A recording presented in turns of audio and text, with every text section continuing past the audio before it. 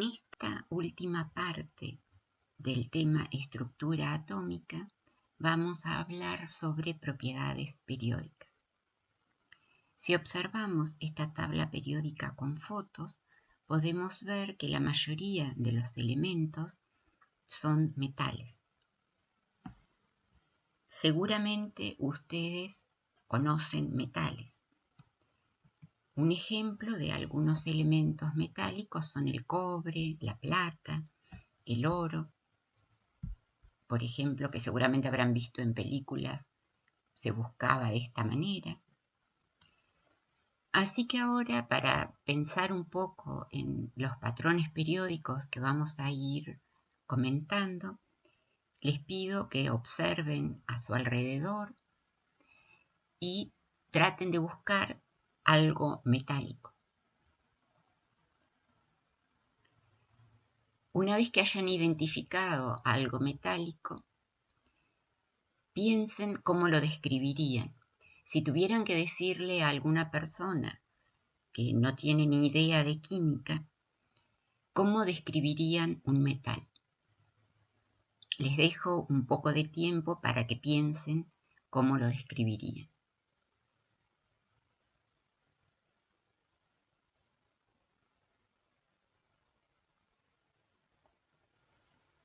Espero que hayan pensado en algunas de estas propiedades.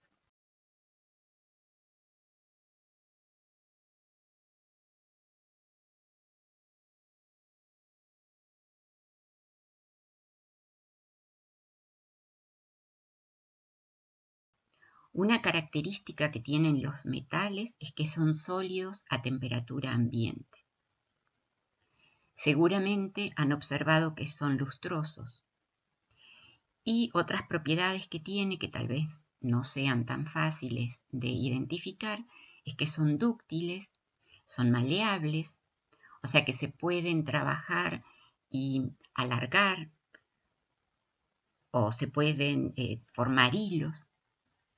Y además, una propiedad muy importante de los metales y que sirve para identificarlos es que son conductores de la electricidad.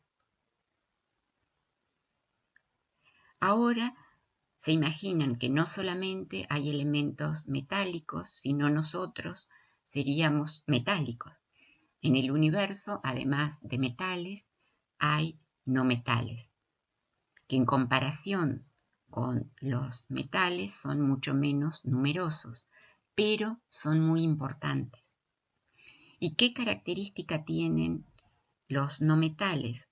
Pueden pensar en algunos ejemplos como el oxígeno, el nitrógeno, que no los vemos, pero nos están rodeando y gracias a eso estamos vivos.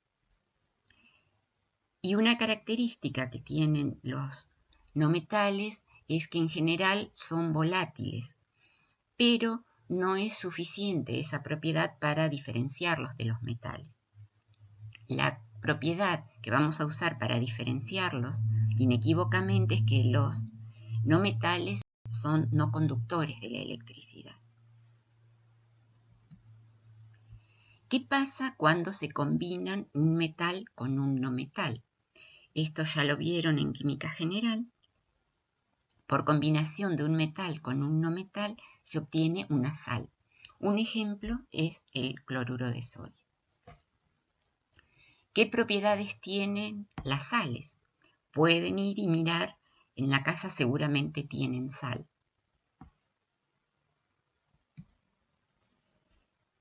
Una característica que tienen las sales es que son sólidos duros y son no volátiles. ¿Qué pasa cuando se combinan dos no metales? Por ejemplo, el carbono con el oxígeno. Lo que se forma es un compuesto molecular y un ejemplo es el dióxido de carbono. ¿Qué propiedades tienen los compuestos moleculares? Son volátiles, o sea, tienen propiedades similares a los elementos de los cuales se originan. Y lo otro que nos queda por combinar son los metales entre sí. Cuando combinamos metales, lo que tenemos son aleaciones. Lamento informarles que lo más probable es que cuando ustedes observaron alrededor y identificaron algún metal, lo más probable es que no hayan visto un metal puro, sino una aleación. Hoy en día la mayoría de los metales han sido mejorados utilizando distintas mezclas de metales.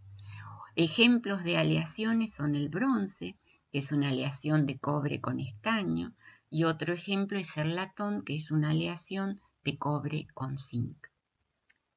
Y de la misma manera que vimos para los compuestos no metálicos, la combinación de metales da origen a compuestos que tienen propiedades similares a los elementos, o sea que son sólidos metálicos.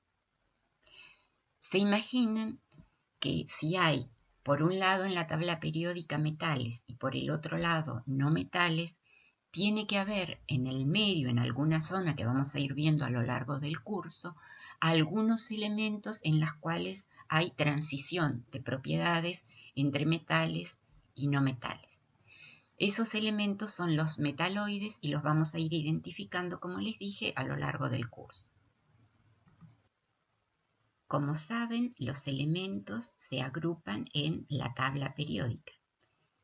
Esta que vemos acá es la tabla periódica oficial, la tabla periódica de IUPAC, que tiene 118 elementos. ¿Se imaginan que si tuviéramos que estudiar los 118 elementos uno por uno, el curso de química inorgánica sería más aburrido de lo que les está resultando hasta ahora y además sería mucho más largo? Por esa razón vamos a abordar el estudio de los elementos en forma de bloques. La tabla periódica la vamos a estudiar en bloques. Vemos que el hidrógeno está solo. Es el primer elemento que vamos a estudiar y no pertenece a ningún bloque. Después vamos a estudiar el bloque S. El bloque S son los metales del grupo 1 y del grupo 2.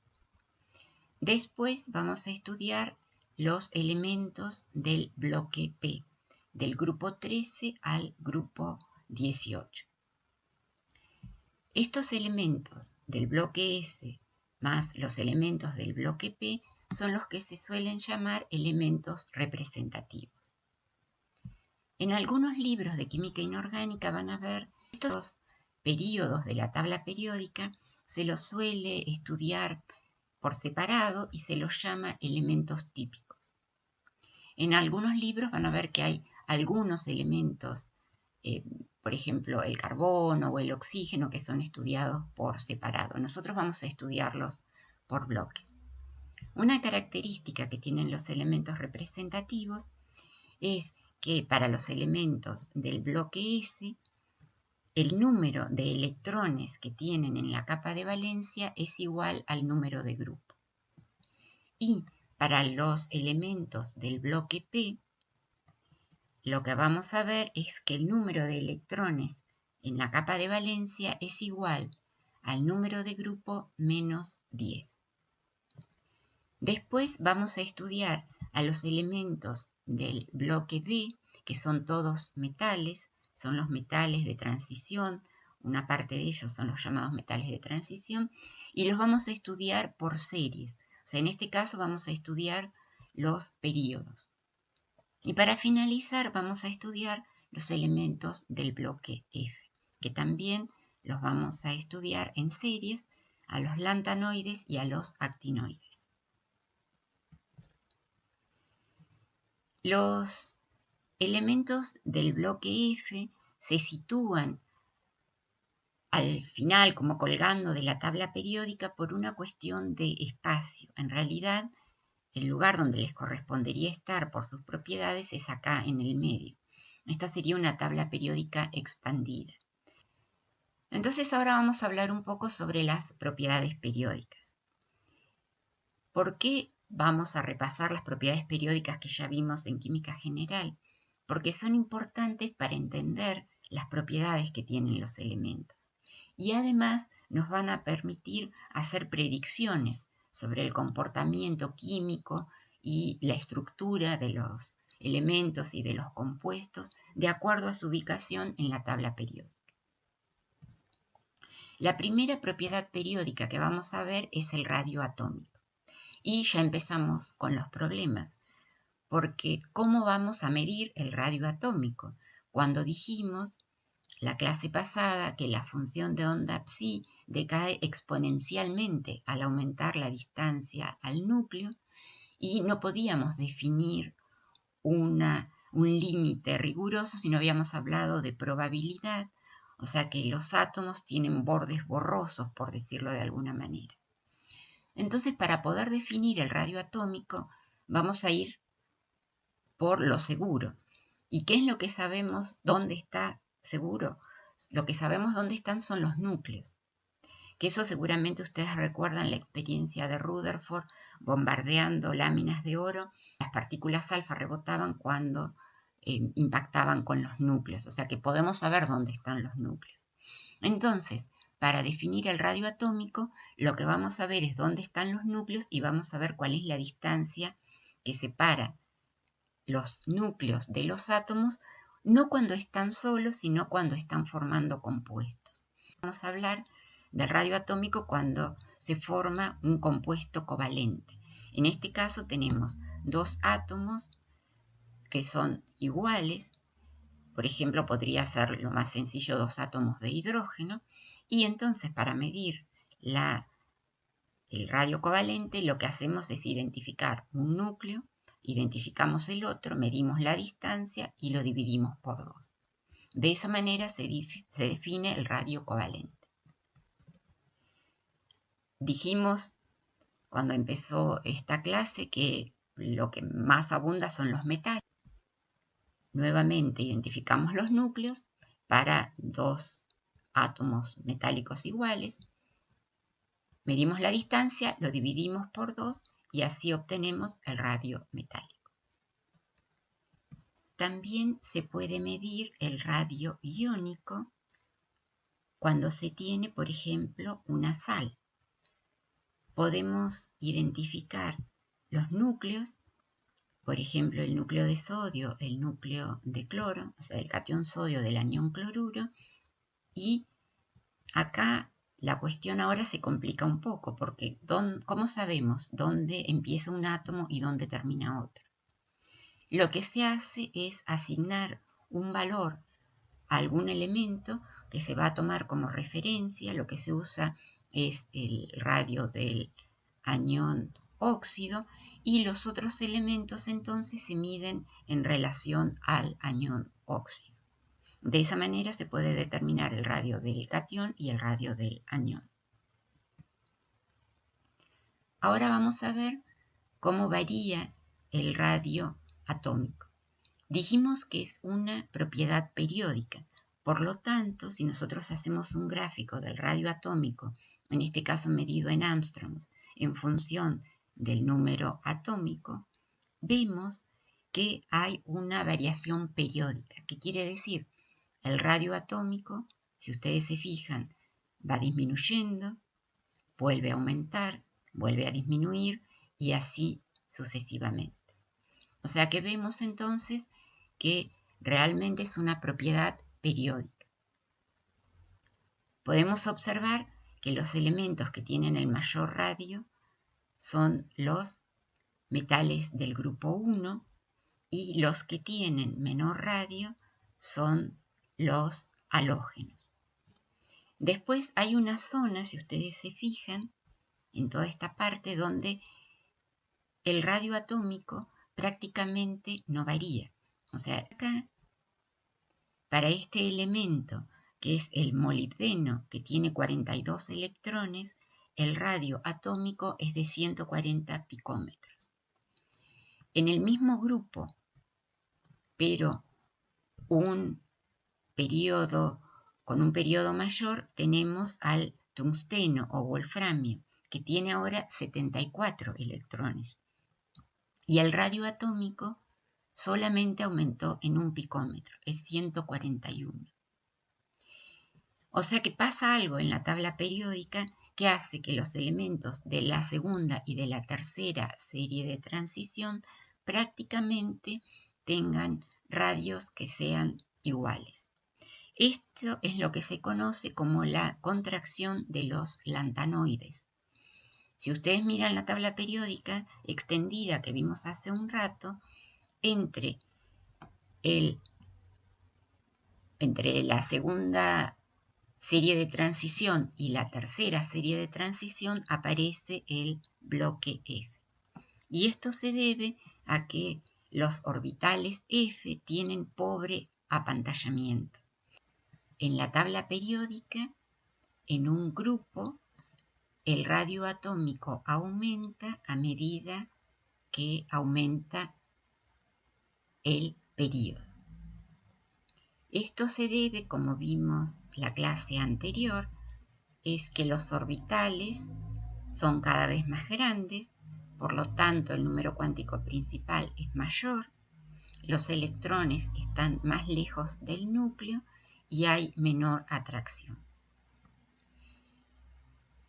En un período vimos que el radio atómico aumenta de los halógenos a los metales del bloque S, o sea, aumenta de derecha a izquierda. Como también vimos la clase pasada, en el sentido contrario, o sea, de izquierda a derecha, aumenta la carga nuclear efectiva. Y eso hace que los electrones sean atraídos con más fuerza. En el caso del radio iónico, podemos ver acá comparativamente el radio de un átomo en color amarillo y el radio de un catión, para el caso del litio, para el caso del berilio, nuevamente el átomo en amarillo y el catión en rojo, y para el caso de los aniones tenemos el átomo nuevamente en amarillo y el anión en color azul. En este caso es el anión óxido, en este caso es el anión fluoruro. Vemos que siempre los cationes son más chicos que los átomos de los que provienen. ¿Por qué? Porque en un catión se pierde un electrón, entonces los electrones que quedan son más atraídos por el núcleo, porque ahora se pierde el efecto de apantallamiento de los electrones. Y en el caso de los aniones son más grandes que los átomos de los que provienen. Y eso también se entiende fácilmente porque la carga nuclear, que es la que atrae los electrones, sigue siendo la misma, y al agregar más electrones aumenta la repulsión. Entonces se alejan y eso hace que el átomo sea de mayor tamaño. Acá tenemos un esquema nuevamente de los elementos representativos y podemos ver que hay algunos cationes que realmente son muy chicos. Este es el catión litio, el catión berilio. Fíjense ustedes, es tan chico el catión berilio, recuérdenlo, lo vamos a volver a ver cuando veamos el grupo 2, que hace que tenga propiedades únicas. Y otro catión que también es muy chico es el aluminio más 3. Y en el caso de los aniones vemos que, por ejemplo, el anión nitruro es muy grande porque tiene 3 electrones. El anión óxido también es grande y el anión fluoruro es el más chico de este grupo. Otra propiedad periódica que vamos a ver es la energía de ionización. Vamos a hablar de la primer energía de ionización o energía de ionización primaria. ¿Qué es la energía de ionización? Es la energía necesaria para quitarle a un átomo un electrón. ¿Cuál es el problema? Como queremos comparar la energía de ionización de todos los elementos de la tabla periódica, y recordemos que hay algunos elementos que son sólidos y hay otros elementos que son gaseosos y hay unos pocos elementos como el bromo y el mercurio que son líquidos. Lo que se hace es referirse siempre al elemento en estado gaseoso. La energía de ionización es la energía necesaria para arrancarle a un átomo en estado gaseoso un electrón y formar un catión. Y el catión también en estado gaseoso. Y este electrón se arranca realmente del núcleo, o sea, se saca por encima de todos los niveles energéticos que pueden sentir la atracción nuclear. Por eso van a ver que en algunos libros dice que se arranca y se lleva a una distancia infinita. No quiere decir que hay que sacarlo fuera de la Tierra, sino fuera del alcance del núcleo. La energía de ionización es la diferencia de energía entre la energía del catión gaseoso menos la del átomo gaseoso. Y nuevamente vemos que es una propiedad periódica, o sea, aumenta, disminuye, aumenta, disminuye. Y si se fijan, hay una tendencia parecida a la de el radio atómico, o sea, la podemos explicar de la misma manera que explicamos la variación en el radio atómico. La única diferencia ahora es que es el valor al revés. O sea, los que pierden más fácilmente el electrón dentro de los elementos representativos son los metales alcalinos. ¿Y por qué razón? Porque eran los que tenían el mayor radio y los electrones, por lo tanto, el electrón más alejado del núcleo era el que estaba menos retenido. ¿Y cuáles son los más difíciles de ionizar? Y son los elementos que están ahora a la derecha de la tabla periódica. Los gases nobles y los halógenos. ¿Por qué? Porque son aquellos elementos que tienen la mayor carga nuclear efectiva. Eso es la variación de la primera energía de ionización, o sea, cuando a un átomo, como por ejemplo el magnesio gaseoso, se le da energía para arrancar un electrón. Pero muchas veces la forma más estable del catión no es la que corresponde a la primera ionización. En el caso del magnesio, el magnesio también puede, de una manera más o menos relativamente fácil, o sea, con un costo energético no demasiado elevado, formar un catión más 2. En este caso, si se fijan, la primera energía de ionización son alrededor de 700 kJ por mol y con el doble, o sea, con 1400, se puede quitar un electrón más. ¿Qué pasa con arrancarle un electrón más al magnesio? Después vamos a ver, porque el magnesio es un elemento del grupo 2 y es muy difícil quitarle más de 2 electrones, porque para arrancar un electrón más ahora hacen falta 7000 kJ. O sea que el costo energético es demasiado alto. Y en el caso del magnesio entonces, considerando las energías de ionización, se puede entender por qué tiende a formar cationes más 2. En el caso de los elementos del grupo 13, vemos que la primera energía de ionización es baja, por ejemplo en este caso son electronvolt. La primera energía de ionización, salvo para el boro, que es el más difícil de ionizar, para el resto es baja y bastante parecida. La segunda energía de ionización, ahora si se fijan otra vez, es más o menos el doble. O sea, la primera energía de ionización 10, la segunda energía de ionización es 20, inclusive se puede sacar para los elementos metálicos un electrón más.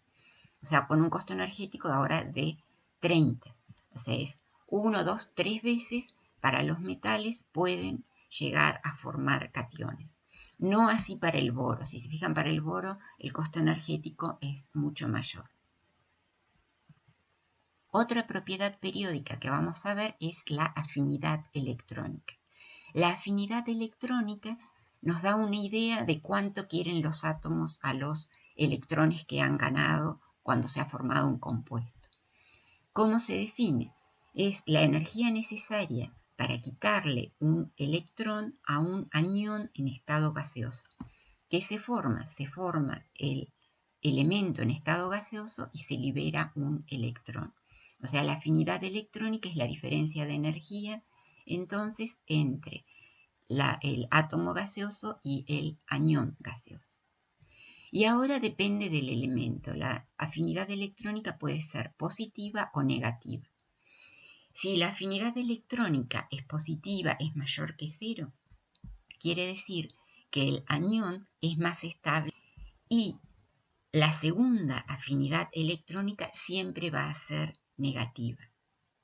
La afinidad electrónica es la inversa del proceso en la cual un átomo gana un electrón para formar el anión.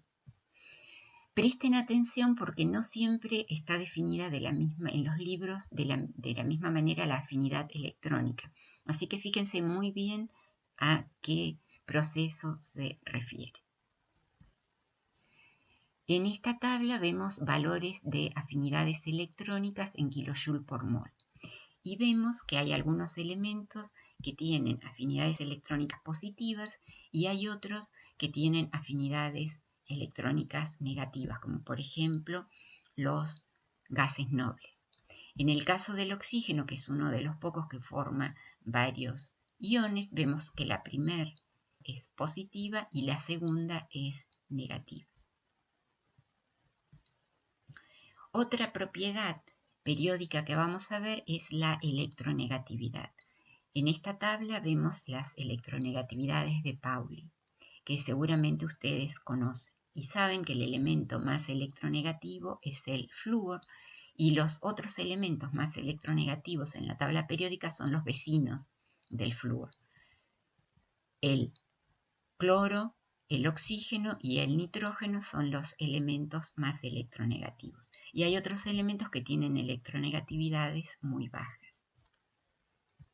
La electronegatividad es también una propiedad periódica.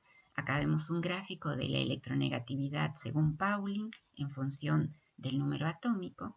Y la electronegatividad según Pauling es un poco difícil de calcular, pero nos va a resultar más fácil entender la variación de la electronegatividad si usamos la definición de Mulliken. La definición de Mulliken dice que la electronegatividad es igual al promedio de la afinidad electrónica más la ionización.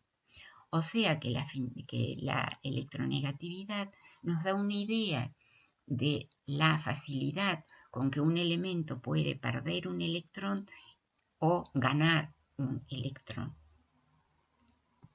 Y como vemos, las dos electronegatividades están relacionadas.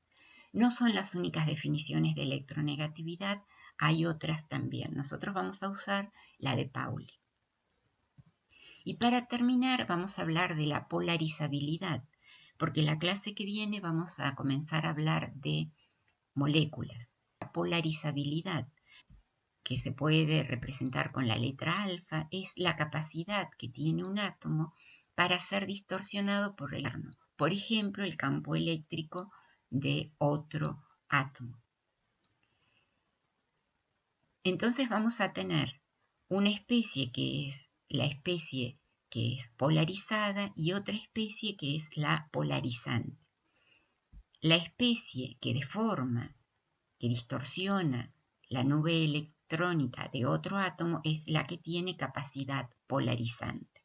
Es una representación exagerada, pero podemos pensar que un átomo, generalmente un átomo que se puede deformar fácilmente es un átomo grande, un átomo o bien un ion que tiene una carga grande y que es pesado, o sea que tiene muchos electrones, es muy probable que se pueda deformar, por lo tanto va a ser polarizable.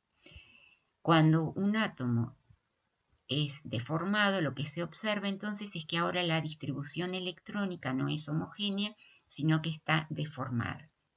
En este caso, el anión es la especie polarizada por el catión, y el catión es la especie que distorsiona al anión, en este caso.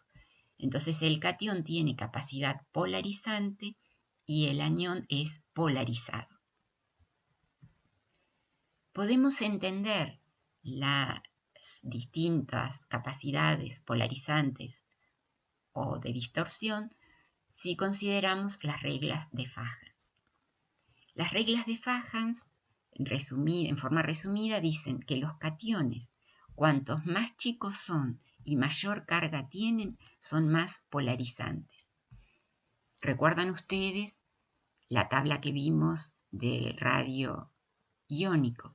Los cationes más chicos, por lo tanto los más polarizables, los más polarizantes, perdón, son el catión berilio, el catión aluminio, el berilio más 2 y el aluminio más 3. Y los aniones, que son grandes y que tienen cargas grandes, son los más polarizables. Por ejemplo, habíamos visto el anión nitruro, el anión óxido. Y la polarizabilidad también depende de la configuración electrónica del catión. Un catión que no tiene una configuración de gas noble es más polarizante. Y con esto terminamos el tema estructura atómica.